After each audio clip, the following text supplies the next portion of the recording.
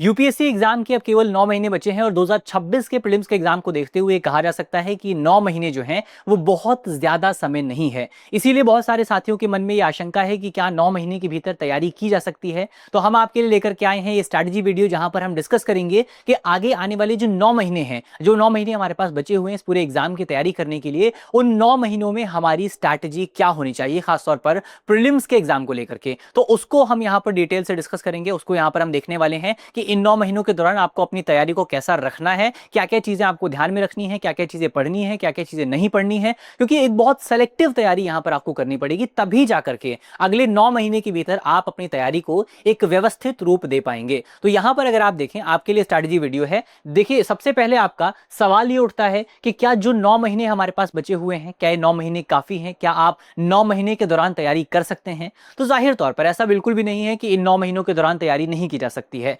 आपके पास 9 महीने बाकी हैं। इन 9 महीनों के दौरान आपके पास एक बुनियादी समझ होनी चाहिए, एक बेसिक अंडरस्टैंडिंग होनी चाहिए। जाहिर तौर पर अगर आप पहली बार यूपीएससी की तैयारी कर रहे हैं तो ये 9 महीने आपके लिए कम हो सकते हैं, लेकिन फिर भी अगर आप ढंग से तैयारी करेंगे, अगर आप चीजों को ठीक ढंग से समझने की कोशिश करेंगे, तो ये 9 महीने जो है पर्याप्त साबित हो सकते हैं। केंद्रित रणनीति आपको अपनानी है, बहुत ही सेंटर्ड अप्रोच जो है वो आपकी होनी चाहिए। तभी जाकर के जब ये सारी चीजें आपकी मिलेंगी, तब जाकर के आप सफलता जो है वो हासिल कर पाएंगे। देखिए, अगर आपके पास एक रणनीति नहीं है, अगर आप व्यवस्थित ढंग से तैयारी नहीं कर रहे हैं, तो चाहे आप 2 साल तैयारी करें, चाहे आप 5 साल तैयारी करें और चाहे आप 10 साल तैयारी करें, जब तक आप व्यवस्थित ढंग से तैयारी नहीं करेंगे, तब तक आप जो है एग्जाम को नहीं निकाल पाएंगे। और अगर आप व्यवस्थित ढंग से तैयारी कर रहे हैं, आपके पास एक रणनीति मौजूद है, आपको पता है कि आपको आगे कैसे बढ़ना है, आपने पीवाईक्यू को सॉल्व किया है, आपने देखा है कि यूपीएससी का पैटर्न कैसा है, तो 9 महीने भी कोई बहुत कम समय नहीं है। 9 महीने में आप आसानी से अपनी तैयारी को जो है पूरा कर सकते हैं। तो ये जरूरत इस बात की है कि आपके पास माइंडसेट कैसा है, आप किस किस किस किस किस कॉन्फिडेंस के साथ आप आगे आगे बढ़ रहे हैं, वो यहां पर ज्यादा इंपॉर्टेंट है। तो चलिए, अब हम यहां से बढ़ते हैं आगे, और आगे आने वाले जो 9 महीने हैं आपके, उन 9 महीनों के दौरान आपकी रणनीति कैसी रहनी चाहिए, वो 9 महीने आपके कैसे दिखने चाहिए, उस पर एक बार हम बात करते हैं। तो आगे आने वाले जो 9 महीने हैं, उन 9 महीनों को आप 3 कैटेगरी में डिवाइड कर सकते हैं, 3 चरणों में आप डिवाइड कर सकते हैं।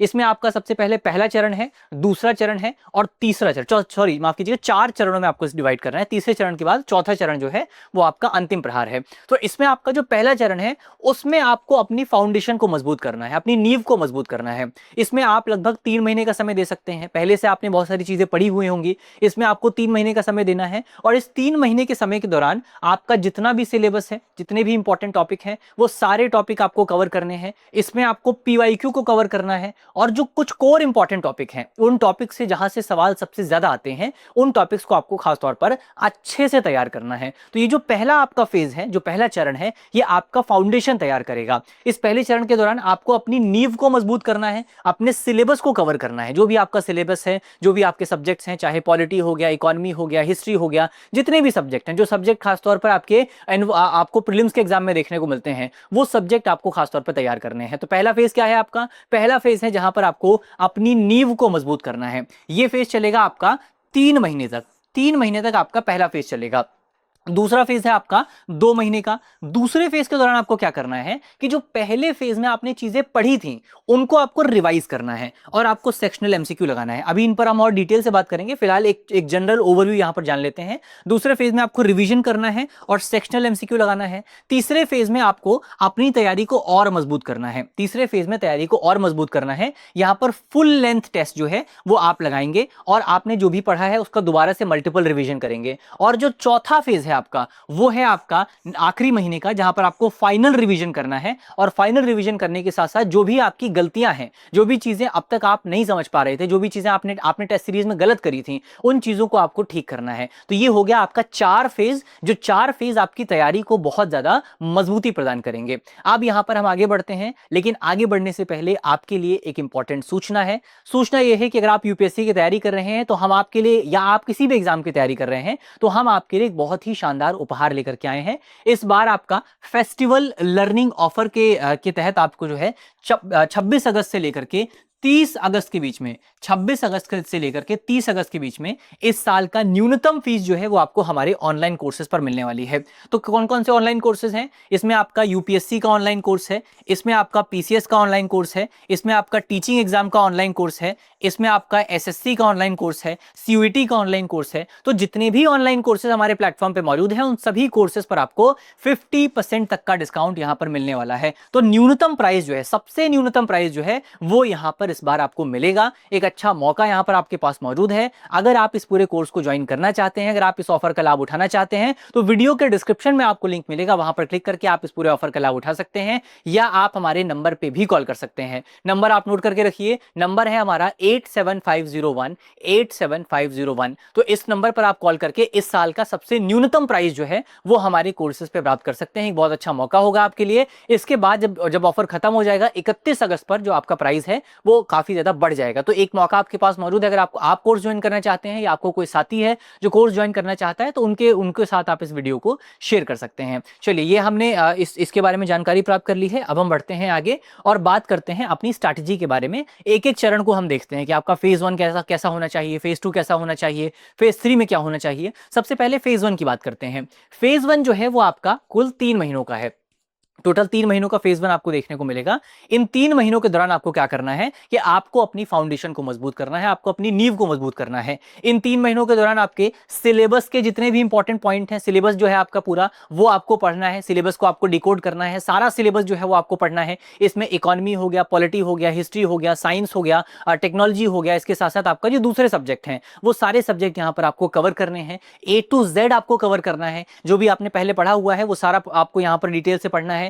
दूसरा, आपको पीवाईक्यू को पढ़ना है। पीवाईक्यू यानी कि प्रीवियस ईयर क्वेश्चंस जो हैं उनको आपको पढ़ना है। और प्रीवियस ईयर क्वेश्चन जो है वो हमारे लिए टॉर्च की तरह काम करते हैं। जैसे आप किसी अंधेरे रास्ते पर अगर आप चल रहे हैं, तो यूपीएससी क्या है? यूपीएससी अगर आप बिना पीवाईक्यू के करते हैं तो अंधेरे रास्ते पे चलने जैसा है। आप कभी भी लड़खड़ा सकते हैं, आपको नहीं पता कि आगे का रास्ता कैसा होने वाला है। लेकिन जब आपने पीवाईक्यू को पढ़ा हुआ है तो पीवाईक्यू को पढ़ करके आपके पास एक टॉर्च मौजूद है, जो टॉर्च आपको बताएगी कि आगे का रास्ता क्या हो सकता है। अब आगे रास्ता कैसा होगा ये निश्चित नहीं है, लेकिन आपके पास एक अनुमान जरूर रहेगा कि इस तरीके का रास्ता हो सकता है। जैसे अब 2026 का एग्जाम आप ले लीजिए। 2026 में जब जो एग्जाम आया, उस एग्जाम के आधार पर आपको ये अनुमान लग गया कि यूपीएससी इस तरीके के सवाल भी पूछ सकता है। तो अब आपको जो तैयारी करनी है वो उसको ध्यान में रख करके करनी है। अब आपको अपनी जो स्ट्रैटेजी बनानी है वो उन पीवाईक्यूज को ध्यान में रखकर भी बनानी है। लेकिन इसके साथ साथ आपको ये भी याद रखना है कि 2026 का केवल एक एग्जाम है और इस साल यूपीएससी की काफी आलोचना भी हुई थी। तो हो सकता है अगले साल पैटर्न वापस वैसा ही हो जाए जैसा 2024-2025 में था। तो आपको उसके बारे में भी पता होना चाहिए कि 2024-25 में पैटर्न कैसा था,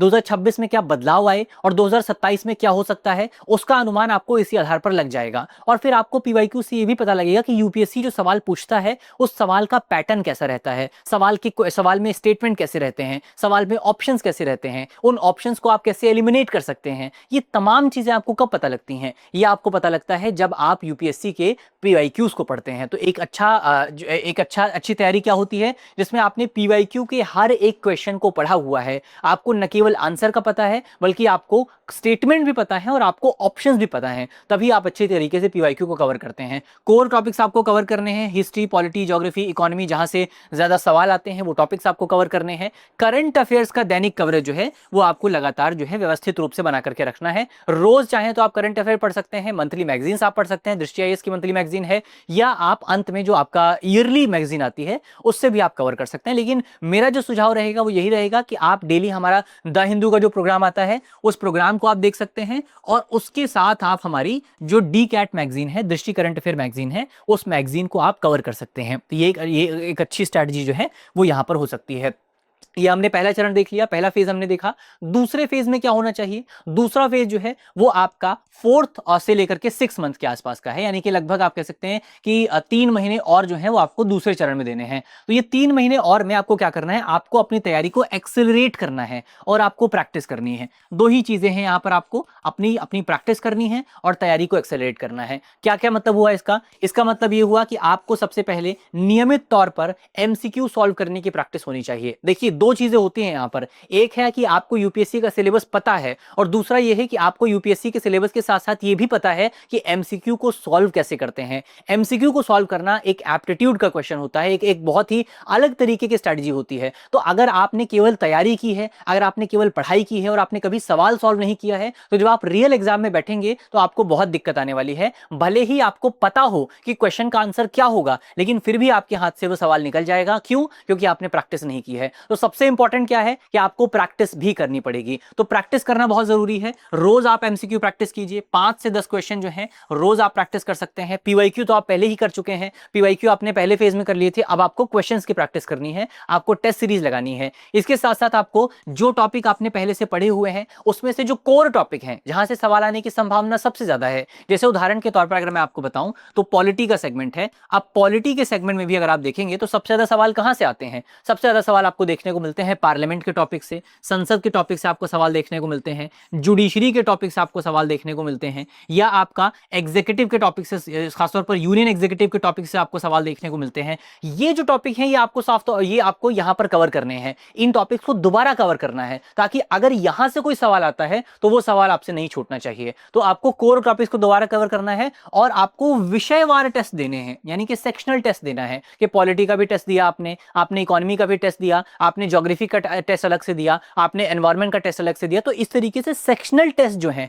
वो भी यहां पर आपको देने हैं। इस तरीके से आपका दूसरा फेज जो है वो कंप्लीट हो जाएगा। अब तक आपके 6 महीने गुजर चुके हैं, अब 2 फेज और रह गए हैं। बहुत कम समय अब आपके पास रह गया है, 3 महीने और आपके पास बचे हैं। देखते अगला फेज क्या है। अगला फेज है आपका तीसरा चरण। तीसरा चरण जो है वो आपका 2 महीने का होने वाला है। तीसरे चरण में आपको कंसोलिडेशन पर ध्यान देना है। किस पर ध्यान देना है? तीसरे चरण में आपको कंसोलिडेशन पर ध्यान देना है। यानी कि आप यहां पर क्या करेंगे, आपके जो भी नोट्स हैं, आपके जो भी आपने नोट्स बनाए हैं अपनी तैयारी के दौरान, उन नोट्स को आप छोटा करने की कोशिश करेंगे। उन नोट्स को आप जो है और नैरो करने की कोशिश करेंगे। केवल वही चीज आपके नोट्स में होनी चाहिए, वो जो चीज आपको याद नहीं होती है, जो चीज आपके दिमाग से निकल जाती है, उसको आप अलग से लिख सकते हैं। इसको कंसोलिडेशन कहा जाता है, कि आपको नोट्स में जो जो चीजें आपको याद हैं वो चीजें आप कभी नहीं भूलेंगे। उसको एक बार दोबारा से अंत में हम देख लेंगे, लेकिन फिलहाल आपको उन चीजों पर ध्यान देना है जो चीजें आपको याद नहीं होती हैं। तो उनको आपको कंसोलिडेट करना है, उनको आपको तेजी से रिवाइज करना है। इसके साथ साथ आपको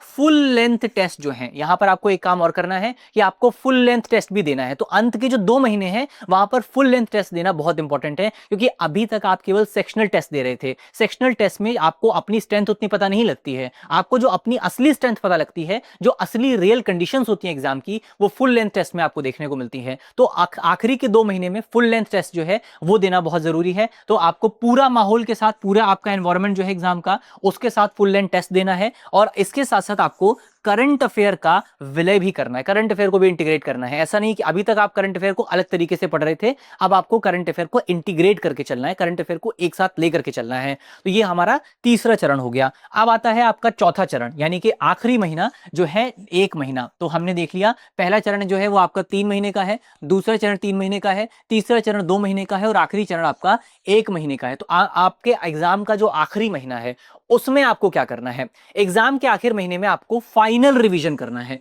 फाइनल रिवीजन किसका करना है? फाइनल रिवीजन आपको अपने शॉर्ट नोट्स का करना है, और उन टॉपिक्स का करना है जो टॉपिक हाई यील्डिंग टॉपिक होते हैं। जैसे हमने एग्जांपल के तौर पे बात की थी, संसद का टॉपिक हो गया, जुडिशरी का टॉपिक हो गया, इसके साथ साथ आपका जो यूनियन एग्जीक्यूटिव है, तो यहां से जो सवाल आते हैं इन टॉपिक्स को आपको रिवाइज करना है। इकोनॉमी में आपका मॉनेटरी पॉलिसी का जो टॉपिक हो गया वो आपको रिवाइज करना है। तो इस तरीके के टॉपिक जहां से सबसे ज्यादा सवाल आते हैं उन टॉपिक्स पर आपको उन टॉपिक्स पर आपको जो है रिवीजन करना है। अगर आपको टॉपिक नहीं पता कौन कौन से इंपॉर्टेंट है तो उसकी चिंता मत करिए, जब एग्जाम आएगा उससे कुछ समय पहले हम आपको एक लिस्ट दे देंगे, हम एक वीडियो बना करके आपको बता देंगे कि कौन कौन से टॉपिक इंपॉर्टेंट हैं जहां पर आपको ध्यान देना चाहिए। और इससे पहले भी हमने एक वीडियो बनाई हुई है, इससे पहले मैंने खुद एक पूरी सीरीज बनाई थी, जिस सीरीज में हमने अलग अलग विषयों पर चर्चा की थी, तो आप उस सीरीज को भी देख सकते हैं।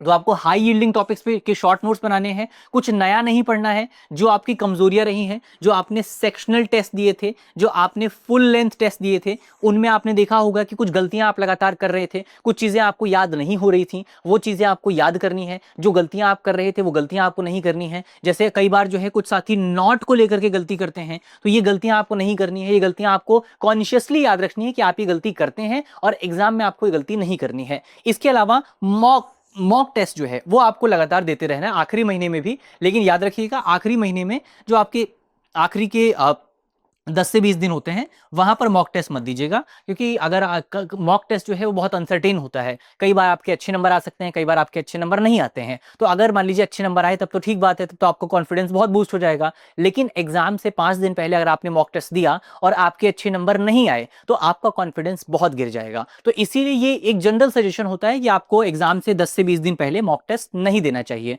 10 से 20 दिन में आपको केवल चीजें रिवाइज करनी चाहिए और अपने आप पे भरोसा करना चाहिए। तो ये एक पूरी स्ट्रैटेजी जो है वो हमने डिस्कस की कि आपका जो आखिरी महीना है वो किस तरीके का होना चाहिए। अब अंत में सवाल ये उठता है कि आपका पीवाईक्यू को कैसे फिल्टर करें, प्राथमिकता कैसे तय करें कि कौन सा टॉपिक आपको पढ़ना है, कौन सा टॉपिक आपको नहीं पढ़ना है।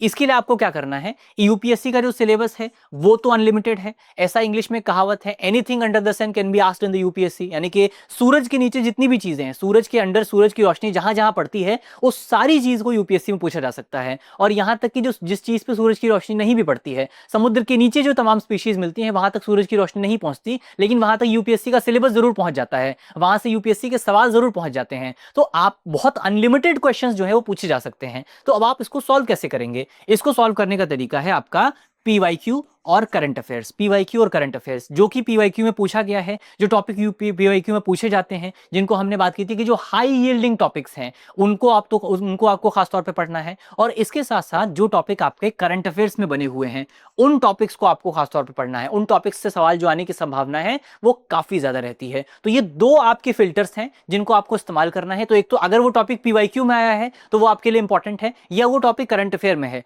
वो टॉपिक आपके लिए इंपॉर्टेंट है। इनको आपको बिल्कुल भी नहीं छोड़ना है। इसके अलावा इसका आउटपुट क्या होगा कि आपको केवल हाई यील्डिंग टॉपिक्स पर जो है वही समझने पड़ेंगे और सीमित और केंद्रित संसाधनों के साथ आपको अपनी तैयारी को अंजाम देना है। अब एक और इंपॉर्टेंट टॉपिक जो यहां पर आपकी तैयारी में एक बड़ी बाधा बन सकता है वो है सीसेट। सीसेट का जो एग्जाम है वो एक बड़ी बाधा जो है वो आपके लिए बन सकता है। और मैं आपको अपने पर्सनल एक्सपीरियंस से अगर आप बताऊं तो सीसेट जो है वो बहुत इंपॉर्टेंट होता है। मैं आपको अपने एक दोस्त का एग्जांपल दे सकता हूं, जिस दोस्त ने जीएस के एग्जाम में बहुत अच्छे मार्क्स जो है प्राप्त किए थे। जीएस के एग्जाम में बहुत अच्छा परफॉर्मेंस था, लेकिन सीसेट में अच्छा परफॉर्मेंस नहीं रहा और इसलिए वो एग्जाम से बाहर हो गया। तो यही दिक्कत जो है वो सीसेट के साथ कई बार आपको देखने को मिलती है। तो सीसेट को कई बार हम जो है उतनी तरजीह नहीं देते हैं, उतनी इंपॉर्टेंस नहीं देते हैं जितनी इंपॉर्टेंस सीसेट को दी जानी चाहिए। इसीलिए जरूरी है कि आप सीसेट को हमेशा अपने साथ लेकर के चलें, चाहे वो आपका पहला फेज हो चाहे दूसरा फेज हो। अगर आप चाहें, अगर आप सीसेट में अच्छे हैं, अगर आपको लगता है कि आपका बैकग्राउंड वैसा रहा है कि आपकी सीसेट की तैयारी अच्छी है, तो आप जो है तीसरे फेज से सीसेट की तैयारी शुरू कर सकते हैं। लेकिन अगर आपको लगता है कि आपकी सीसेट उतना अच्छा नहीं है तो आपको अभी से या कोशिश कीजिए कि दिसंबर के महीने से आप सीसेट जो है वो पढ़ना शुरू कर दें। उसके आगे आपको सीसेट अगर आप टालेंगे तो ये आपके लिए बड़ा जो है खतरनाक साबित हो सकता है। तो सीसेट को बिल्कुल भी हल्के में नहीं लेना है। सीसेट की तैयारी ठीक ढंग से करनी है और उसको ठीक ढंग से आपको पढ़ना है। अब आपका जो मॉक टेस्ट है, मॉक टेस्ट की रणनीति क्या होनी चाहिए? मॉक टेस्ट जब आप लगाते हैं तो क्या क्या चीजें उसमें आपको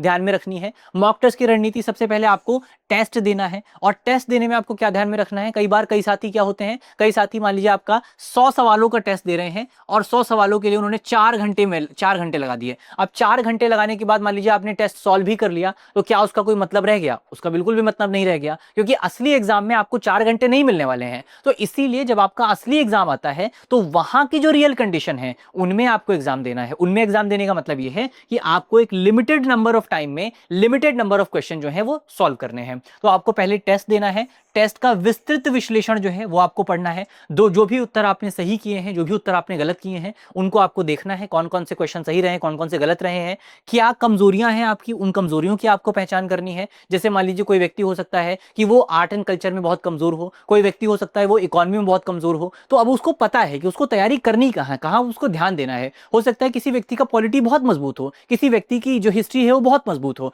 लेकिन एनवायरमेंट कमजोर हो, साइंस कमजोर हो। तो अब उस व्यक्ति को पता है कि उसको कहां पर ध्यान देना है। तो इस तरीके से पीवाईक्यू और जो आपके जो मॉक टेस्ट है वो आपको बता सकते हैं कि आपको स्ट्रक्चर्ड तैयारी करनी है और कहां पर ध्यान देकर के तैयारी करनी है। वो आपको आपके मॉक टेस्ट से पता लगती है। कमजोरियों की आपको पहचान करना है और फिर उन कमजोरियों का सुधार करना है। आपको अपनी एलिमिनेशन स्किल जो है उसका सुधार करना है। अपनी पेरिफेरल नॉलेज को इस्तेमाल करने की जो स्किल है आपको उसको एनहांस करना है। तो ये मॉक टेस्ट को सॉल्व करने की रणनीति हो गई।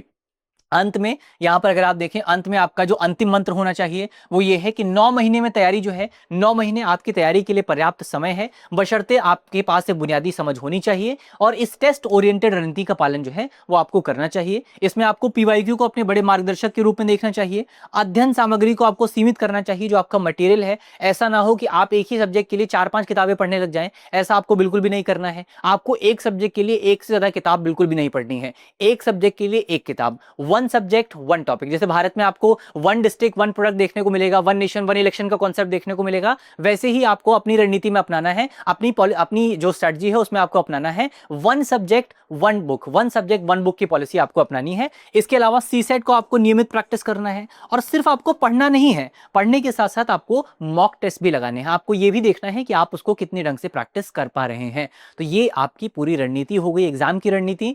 उम्मीद है ये रणनीति आपके काम आएगी और इस बार का 2027 का जो प्रीलिम्स का एग्जाम रहेगा उस एग्जाम में आप और बेहतर ढंग से परफॉर्म कर पाएंगे। तो यहां पर इसी नोट के साथ करते हैं आज की अपनी वीडियो को समाप्त। मुझे उम्मीद है कि इस वीडियो में हमने जो भी इंपॉर्टेंट पॉइंट डिस्कस किए हैं वो पॉइंट आपको समझ में आए होंगे। अगर आपको वीडियो अच्छी लगी है तो वीडियो को लाइक कीजिएगा, वीडियो को शेयर कीजिएगा अपने दोस्तों के साथ, अपने साथियों के साथ। मिलते हैं आपसे अगले वीडियो में, तब तक के लिए अपना ख्याल रखिए, ध्यान रखिए, पढ़ते रहिए।